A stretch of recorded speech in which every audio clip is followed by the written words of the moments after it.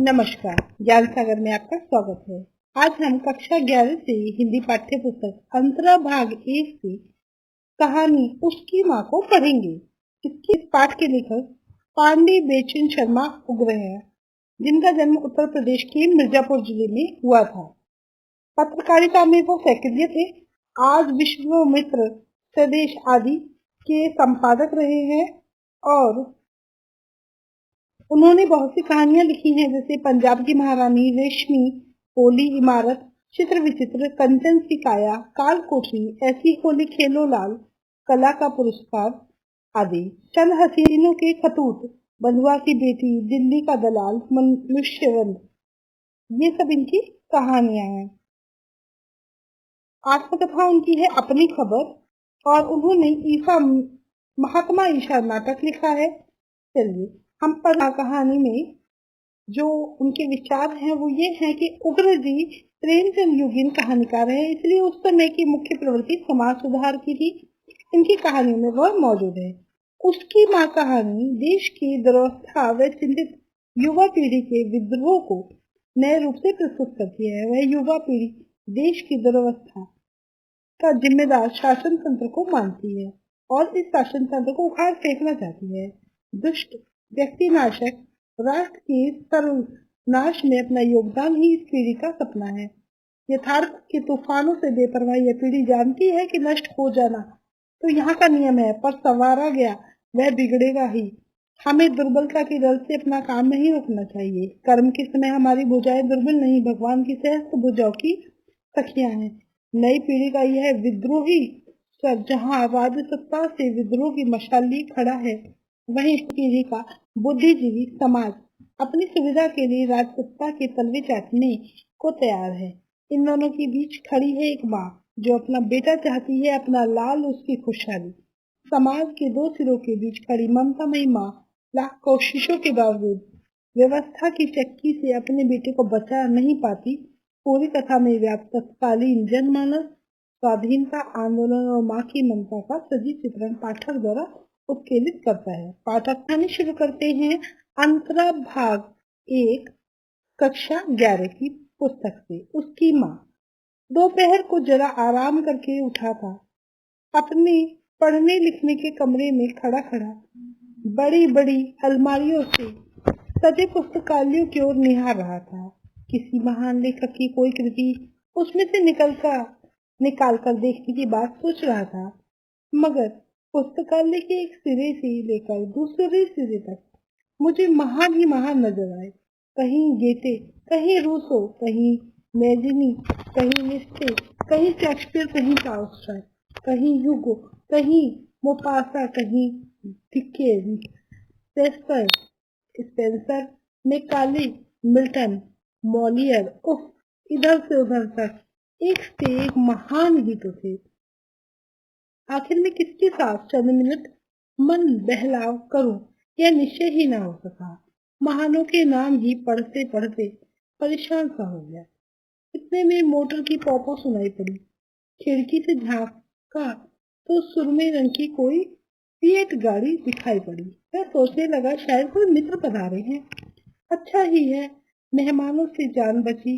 जब नौकर ने सलाम कर आने वाले का कार्ड दिया तब मैं कुछ घबराया। उस पर पुलिस की सुपरिटेंडेंट का नाम था। शहर के पुलिस सुपरिटेंडेंट ऐसे वक्त ये कैसे आए?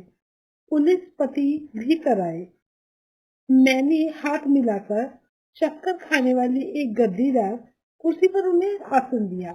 वे व्यापारिक मुस्कुराहट से लैस होकर बोले, इस अचानक आगमन के लिए आप मुझे क्षमा करें। आज्ञा हो, मैंने भी नम्रता से कहा। उन्होंने पॉकेट से डायरी निकाली। डायरी में एक तस्वीर। बोले, देखिए इसे जरा बताइए, आप पहचानते हैं क्या इसको? हाँ, पहचानता तो हूँ, जरा सहमते हुए मैंने बताया। इसके बारे में मुझे आपसे कुछ पूछना है। पूछिए। इसका नाम क्या है? लाल। मैं इसी नाम से बचपन से ही इसे पुकारता रहा हूँ, मगर यह पुकारने का नाम है। एक नाम कोई और है जो मुझे याद नहीं, स्मरण नहीं। कहाँ रहता है यह? सुपरिटेंडेंट ने मेरी ओर देखकर पूछा। मेरे बंगले के ठीक सामने एक 2 मंजिला कच्चा पक्का मकान है, उसी में वह रहता है। वह है उसकी बूढ़ी माँ है। बूढ़ी का नाम क्या है? जानकी। और कोई नहीं है क्या इसके परिवार में? दोनों का पालन पोषण कौन करता है? 7-8 वर्ष हुए लाल के पिता का देहांत हो गया। अब उस परिवार में वह और उसकी माता ही बचे हैं। उसका पिता जब तक जीवित रहा बराबर मेरी जमींदारी का मुख्य मैनेजर रहा। उसका नाम रामनाथ था। वही मेरे पास कुछ हजार रुपए जमा करके गया था, जिससे अब तक उनका खर्चा चल रहा है। लड़का कॉलेज में पढ़ रहा है। जानकी को आशा है कि 1-2 साल बाद कमाने और परिवार को संभालने लगेगा। मगर क्षमा कीजिए, क्या मैं पूछ सकता हूँ कि आप इसके बारे में इतना क्यों पूछताछ कर रहे हैं? यह तो मैं आपको नहीं बता सकता, मगर इतना आप समझ लें कि यह सरकारी काम है, इसलिए आपने आपको इतनी तकलीफ दी है। अजी, इसमें तकलीफ की क्या बात है? हम तो 7 पुश्तों से सरकार के फरमाबरदार हैं। और कुछ आ गया? एक बात और, पुलिसपति ने गंभीरता पूर्वक धीरे से कहा, मैं मित्रता से आपसे निवेदन करता हूँ, आप इस परिवार से जरा सावधान और दूर रहिए। फिलहाल इससे अधिक मुझे कुछ नहीं कहना। माँ, लाल की माँ। एक दिन जानकी को बुलाकर मैंने समझाया, तुम्हारा लाल आजकल क्या पागीपन करता है? तुम उसे केवल प्यार ही करती हो ना? भोगोगी। क्या है बाबू? उसने कहा। लाल क्या करता है? मैं तो उसे कोई बुरा काम करने नहीं देखती। बिना किए ही तो सरकार किसी के पीछे पड़ती नहीं। हाँ, लाल की माँ बड़ी धर्मात्मा, विवेकी और न्यायी सरकार है यह। जरूर तुम्हारा लाल कुछ करता होगा। माँ माँ पुकारता हुआ उसी समय लाल भी आया, लंबा, सुडौल, सुंदर, तेजस्वी। माँ, उसने मुझे नमस्कार कर जानकी से कहा, तू यहाँ भाग आई? चल, तो मेरे कई सहपाठी वहाँ खड़े हैं, उन्हें झटपट कुछ जलपान करा दे, फिर हम घूमने जाएंगे। अरे, जानकी के चेहरे पर झुर्रियां चमकने लगी, कांपने लगी। उसे देखकर, तू आ गया लाल, चलती हूँ भैया। और देख तो तेरे चाचा क्या शिकायत कर रहे हैं। तू क्या पाजीपना करता है बेटा? क्या है चाचा जी? उसने सविनय सुमधुर स्वर से मुझसे पूछा। मैंने क्या अपराध किया है? मैं तुमसे नाराज हूँ लाल, मैंने गंभीर स्वर में कहा। क्यों चाचा जी? तुम बहुत बुरे होते जा रहे हो, जो सरकार के विरुद्ध षड्यंत्र करने वालों के साथी हो। हाँ, हाँ तुम हो। देखो लाल की माँ, इसके चेहरे का रंग उड़ गया, यह सोचकर कि यह खबर मुझे कैसे मिली। सचमुच एक बार इसका खिला हुआ रंग जरा मुरझा गया मेरी बातों से, पर तुरंत ही वह संभला। आपने जरा सुना चाचा जी, मैं किसी षड्यंत्र में नहीं। हाँ, मेरे विचार स्वतंत्र अवश्य है। मैं जरूरत बेजरूरत जिसके आगे उबल अवश्य उठता हूँ। देश की दुर्वस्था पर उबल उठता हूँ, इस पशु हृदय परतंत्रता पर। तुम्हारी ही बात सही, तुम षड्यंत्र में नहीं, विद्रोह में नहीं। पर यह बकबक क्यों? इसका फायदा? तुम्हारी इस बकबक से न तो देश की दुर्दशा दूर होगी, न ही उसकी पराधीनता। तुम्हारा काम पढ़ना है, पढ़ो। इसके बाद कर्म करना होगा, परिवार और देश की मर्यादा बचानी होगी। तुम पहले अपने घर का उद्धार कर लो, तब सरकार के सुधार का विचार करना। उसने नम्रता से कहा, चाचा जी क्षमा कीजिए, इस विषय में आपसे विवाद नहीं करना चाहता। चाहता होगा, विवाद करना होगा। मैं केवल चाचा नहीं, तुम्हारा बहुत कुछ हूँ। तुम्हें देखते ही मेरी आंखों के सामने रामनाथ नाचने लगते हैं, तुम्हारी बूढ़ी माँ घूमने लगती है। भला मैं तुम्हें बेहाथ होने दे सकता हूँ?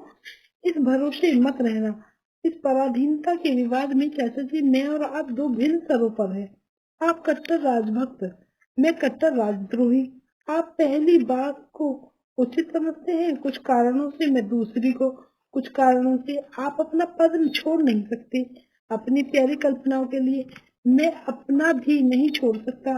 तुम्हारी कल्पना क्या है, सुनो तो जरा। मैं भी जान लूं कि अब के लड़के कॉलेज की गर्दन तक पहुंचते पहुंचते कैसे कैसे हवाई किले उठाने के सपने देखने लगते हैं। जरा मैं भी तो सुनूं बेटा। मेरी कल्पना यह है कि जो व्यक्ति समाज और राष्ट्र के नाश पर जीता हो, उसका सर्वनाश हो जाए। जानकी उठकर बाहर चली। अरे, तू तो जमकर चाचा से जूझने लगा। यहाँ 4 बच्चे बेचारे दरवाजे पे खड़े होंगे। लड़ तू, मैं जाती हूँ। उसने मुझसे कहा, समझा दो बाबू। मैं आप कुछ नहीं समझती, फिर से क्या समझाऊंगी? उसने फिर लाल की ओर देखा। चाचा जो कहे मान लेना बेटा, यह तेरे भले की ही कहेंगे। यह बेचारे कमर झुकाए वह बेचारी कमर झुकाए। उस 60 बरस की व्यय में भी घूंघट संभाले चली गई। उस दिन उसने मेरी और लाल की बातों की गंभीरता नहीं समझी। मेरी कल्पना यह है कि उत्तेजित स्वर में लाल ने कहा, ऐसे दुष्ट व्यक्ति नाशक राष्ट्र के सर्वनाश में मेरा भी हाथ हो। तुम्हारे हाथ दुर्बल है, उनसे जितना तुम पंजा लेने की कोशिश करोगे चरमर हो उठोगे, नष्ट हो जाएंगे। चाचा जी, नष्ट तो हो जाना, यही तो नियम है। जो सवारा गया वह बिगड़ेगा ही। हम दुर्बलता के डर से अपना काम नहीं रोकना चाहिए। कर्म के समय हमारी भुजाएं दुर्बल नहीं, भगवान के सहस्त्र भुजाओं की सखियां हैं। तो तुम क्या कहना करना चाहते हो? जो भी मुझसे हो सकेगा मैं करूंगा। षड्यंत्र? जरूरत पड़ी तो जरूर। विद्रोह? हाँ अवश्य। हत्या? हाँ हाँ हाँ। बेटा, तुम्हारा माथा न जाने कौन सी किताब पढ़ते पढ़ते बिगड़ रहा है। साधा।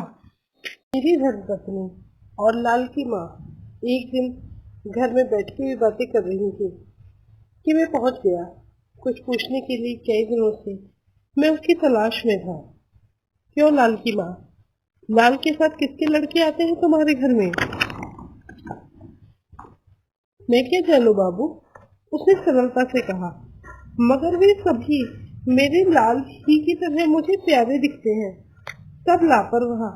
वे इतना हंसते गाते और हो हल्ला मचाते हैं कि मैं मुग्ध हो जाती हूँ। मैंने एक ठंडी सांस ली। ठीक कहती हो। वे बातें कैसे करते हैं कुछ समझ पाती हो? बाबू, वे लाल की बैठक में बैठते हैं। कभी कभी जब मैं उन्हें कुछ खिलाने पिलाने जाती हूँ तब वे बड़े प्यार से मुझे माँ कहते हैं। मेरी छाती फूल उठती है, मानो वो मेरी ही बच्चे हैं। मैंने फिर सांस ली। एक लड़का उनमें बहुत ही हंसोड़ है, खूब तगड़ा और बली दिखता है। लाल कहता है वह झंडा लड़ने में लाल कहता है वह डंडा लड़ने में, दौड़ने में, घूसेबाजी में, खाने में, छेड़खानी करने और हो हा कर हंसने में समूचे कॉलेज में फर्स्ट है। उसी लड़के ने एक दिन जब मैं उन्हें हलवा परोस रही थी मेरे मुंह की ओर देखकर कहा, माँ तू तो ठीक भारत माँ जैसी लगती है। तू बूढ़ी, वह बूढ़ी, उसका उजला हिमालय है तेरे केश। हाँ, नक्शे से साबित करता हूँ तू भारत माता है।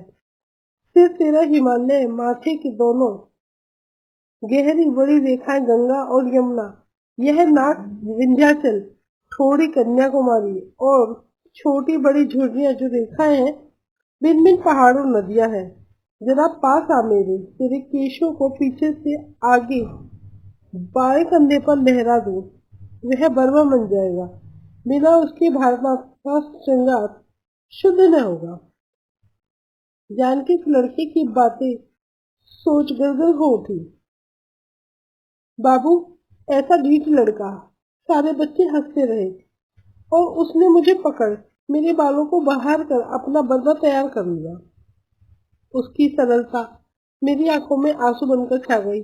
मैंने पूछा, लाल की माँ, और भी वे कुछ बात करते थे? लड़ने की, झगड़ने की, गोला गोली बंदूक की? अरे बाबू, उसने मुस्कुराकर कहा, वे सभी बातें करते हैं। उनकी बातों का कोई मतलब थोड़े ही होता है। सब जवान है, लापरवाह है, जो मुंह में आता है बकते हैं। कभी कभी तो पागलों से ऐसी बातें करते हैं। महीनों में पहले एक दिन लड़के बहुत उत्तेजित थे। न जाने कहाँ लड़कों को सरकार पकड़ रही है। मालूम नहीं पकड़ती भी है या वो ही गप हाँकते थे। मगर उस दिन वे यही बक रहे थे। पुलिस वाले केवल संदेह पर भले आदमियों के बच्चों को त्रास देते हैं, मारते हैं, सताते हैं। यह अत्याचारी पुलिस की नीचता है। ऐसी नीच शासन प्रणाली को स्वीकार करना अपने धर्म को, कर्म को, आत्मा को, परमात्मा को भुलाना है। धीरे धीरे गुलाना मिटाना है। एक ने उत्तेजित भाव से कहा, अजी ये परदेसी कौन लगते हैं हमारे, जो बरबस राज भक्ति बनाए रखने के लिए हमारी छाती पर तोप का मुंह लगाए अड़े और खड़े हैं। उफ, इस देश के लोगों की ये की आंखें मुंद गई हैं। कभी तो इतने जुल्मों पर भी आदमी आदमी से डरता है। ये लोग शरीर की रक्षा के लिए अपनी अपनी आत्मा की चिता संवारते फिरते हैं। ना छुए इस परतंत्रवाद का। दूसरे ने कहा, लोग ज्ञान न पा सके इसलिए सरकार ने हमारे पढ़ने लिखने के साधनों को अज्ञान से भर रखा है। लोग वीर और स्वाधीन न हो सके, इसलिए अपमानजनक और मनुष्यताहीन नीति मदद कानून गढ़े हैं। गरीबों को चूस कर सेना के नाम पर पली हुई पशुओं को शराब से कबाब से मोटा ताजा रखती है। यह सरकार धीरे धीरे जोक की तरह हमारे धर्म, प्राण और धन चूसती चली जा रही है। ये शासन प्रणाली ऐसे ही अंत संत ये बातूनी बका करते हैं बाबू। तभी चार छोकरे जुटे, तभी यही चर्चा। लाल के साथियों की मिजाज भी उसी सा अल्हड़ बिल्हड़ मुझे मालूम पड़ता है। ये लड़के जो जो बढ़ते जा रहे हैं, त्यों तो बकबक में बढ़ते जा रहे हैं। यह बुरा है लाल की माँ। मैंने गहरी सांस ली। जमींदारी के कुछ जरूरी काम से 4-5 दिन के लिए बाहर गया था। लौटने पर बंगले में घुसने से पूर्व लाल के दरवाजे पर नजर पड़ी। एक भयानक सन्नाटा सा नजर आया, जैसे घर उदास हो रोता हो। भीतर आने पर मेरी धर्मपत्नी मेरे सामने उदास मुख खड़ी हो गई। तुमने सुना? नहीं तो कौन सी बात? लाल की माँ पर भयानक विपत्ति टूट पड़ी है। मैं कुछ समझ गया, फिर भी विस्तृत विवरण जानने को उत्सुक हो उठा। क्या हुआ, जरा साफ साफ बताओ। वही हुआ जिसका तुम्हें डर था, भय था। कल पुलिस की एक पलटन ने लाल का घर घेर लिया था। 12 घंटे तक तलाशी हुई। लाल, उसके 12-15 साथी सभी पकड़ लिए गए। सबके घरों से भयानक भयानक चीजें निकली हैं। लाल के यहाँ, उसके यहाँ भी 2 पिस्तौल, बहुत से कारतूस और पत्र पाए गए हैं। सुना है उन पर हत्या, षड्यंत्र, सरकारी राज्य उलटने की चेष्टा आदि अपराध लगाए गए हैं। मैंने ठंडी सांस ली। मैं तो महीनों से चिल्ला रहा था कि वह लौंडा धोखा देगा। अभी यह बूढ़ी बेचारी मरी। वह कहाँ है? तलाशी के बाद तुम्हारे पास आई थी? जानकी मेरे पास कहाँ आई? बुलवाने पर भी कल नकार गई। नौकर से कहलाया पराठे बना रही हूँ, हलवा तरकारी अभी बनाना है, नहीं तो वे बिल्हड़ बच्चे हवालात में मुरझा न जाएंगे। जेल वाले और उत्साही बच्चों के दुश्मन यह सरकार उन्हें भूखे मार डालेगी, मगर मेरी जीते जी यह नहीं होने का। वह पागल है, भोगेगी। मैं दुख से टूटकर चारपाई पर गिर पड़ा। मुझे लाल के कर्मों पर घोर खेद हुआ। इसके बाद प्राय 1 वर्ष तक वह मुकदमा चला। कोई भी अदालत के कागज उलट कर देख सकता था। इसके बाद प्राय 1 वर्ष तक वह मुकदमा चला। कोई भी अदालत के कागज उलट कर देख सकता है। सीआईडी ने और उनके प्रमुख सरकारी वकील ने उन लड़कों पर बड़े बड़े दोषारोपण किए। उन्होंने चारों ओर गुप्त नीतियां कायम की थी, खर्चे और प्रचार के लिए डाके डाले थे।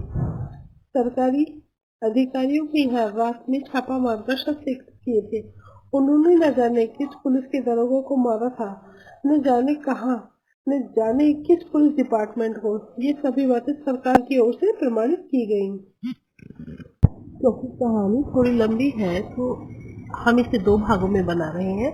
पहले भाग में आज के लिए इतना ही। अगले भाग में हम इसकी बची हुई कहानी आपको सुनाएंगे और प्रश्नोत्तर भी हम कराएंगे।